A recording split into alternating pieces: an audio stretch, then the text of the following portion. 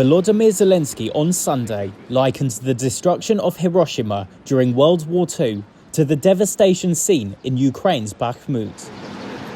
On Saturday, Russia claimed to have captured the eastern city, which has been the focus of the longest and bloodiest battle of the conflict.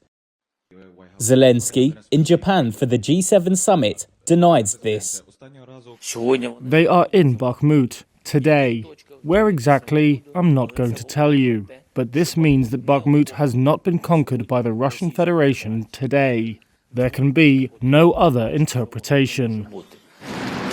In Hiroshima, the Ukrainian president laid flowers at the cenotaph to victims of the world's first atomic bombing of a city. Photographs of the aftermath reminded him of Bakhmut and other destroyed Ukrainian cities, Zelensky said. He had earlier, alongside US President Joe Biden, lamented the tragedy that had unfolded. For today, Bakhmut is only in our hearts.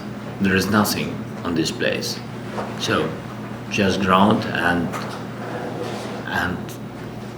a lot of dead Russians. During that meeting, Biden announced a $375 million package of military aid, including artillery and armoured vehicles for Ukraine. He told Zelensky the United States was doing all it could to strengthen Ukraine's defence against Russia. Together with the entire G7, we have Ukraine's back, and I promise we're not going anywhere. Russian President Vladimir Putin has hailed what he says was a victory for his forces in Bakhmut, describing it as a liberation in a statement on the Kremlin's website. At the G7, leaders of the world's richest democracies, however, said they would not back down in their support for Ukraine.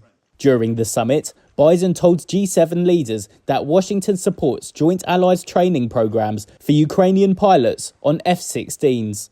Kiev has not yet won specific public commitments for delivery of the fighter jets, but Zelensky said he was confident they would.